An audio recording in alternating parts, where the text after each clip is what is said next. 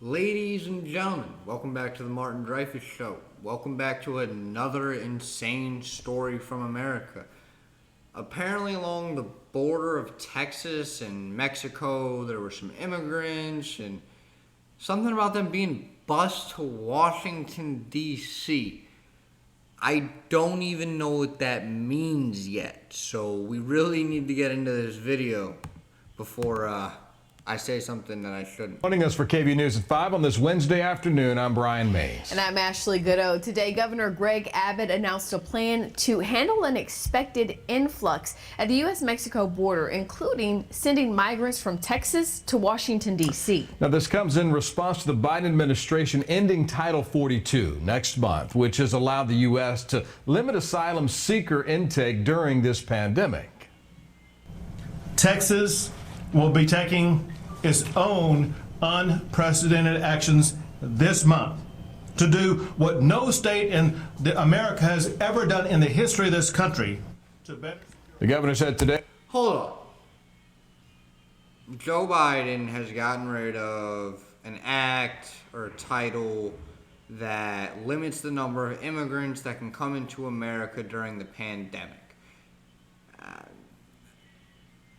I'm not to say whether that's right or wrong. I don't know enough. So what the governor is then saying is if they're accepted into America, like legal immigrants, so then citizens of our country,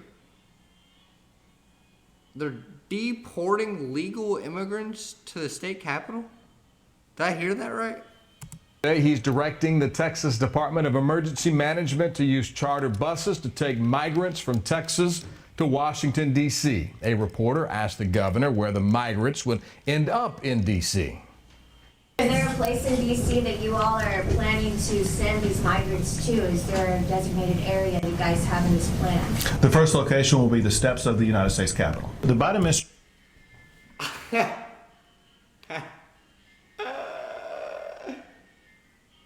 We live in a comedy sketch, right?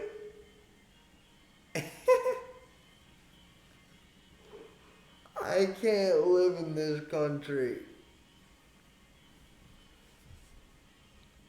The first place we're gonna bring them migrants to is right to the steps of the White House. I bet Joe Biden would take him in right now and house him up in the White House because, he got rid of this title, so, he should have to house him, right? Administration as we speak. With the current numbers, even before the elimination of Title 42, they've been dumping large numbers of migrants in cities up and down the border, leaving the cities to grapple with challenges they don't have the capability of dealing with. They themselves have been putting these migrants on buses to San Antonio. So I said I got a better idea. As opposed to busing these people to San Antonio, let's continue the ride all the way to Washington, D.C. Hey. These people, they just got to America, right? They're right here in our great state of Texas, but we don't want them here in our great state of Texas. We don't have the capability to deal with all of them migrants, not here. So I was thinking, what better thing to do than to just tell the bus driver to keep going? Let's go all the way to Washington, D.C. with them. Are you out of your mind? They're legal people, they're legal citizens of the country, right? The migrants are legal migrants, which makes them legal. They are legal status in this country. Maybe they're not citizens, but they have a visa, they have whatever they need to legally be in this country. And you are deporting them. You're not asking, you're just showing up and putting people on buses. And you think that's gonna fly. The governor also ordering DPS to enhance safety inspections of vehicles crossing the border. The governor says he expects things to slow things down at points of entry. He's also deploying boat blockades in the Rio Grande and other deterrents like razor wire at low water crossings. Governor Abbott said this is not the end of efforts to handle border security. He said we can expect more announcements coming next week. Now, we reached out to the White House for comment on Governor Abbott's criticism of President Biden's border policies, but we have yet to hear back.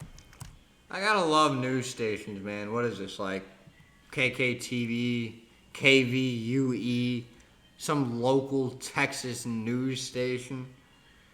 Hey, Joe Biden, did you hear our governor is sending these migrants to your doorstep? Do you care to comment? Like, he doesn't respond to enough things every single day.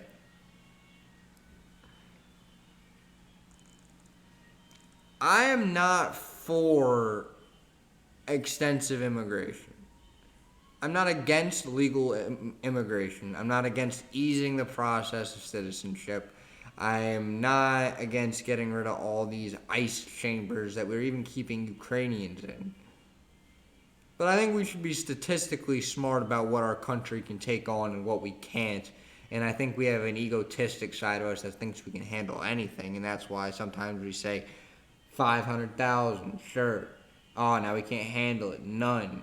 500,000, sure. Now we can't handle it, none. When in reality, you could just find a balance of like, whatever the number is every single year to slowly, progressively build our country without inflating it. But nonetheless, now we got this guy. I just can't believe they're like, hey, welcome to America. Get on this bus. You're going 1,500 miles away. Don't ever come back to Texas. Now, these changes, of course, are coming as Texas Military Department officials say they need more money to continue Operation Lonestar. It's the governor's effort to use state resources, DPS troopers, and the National Guard for border enforcement.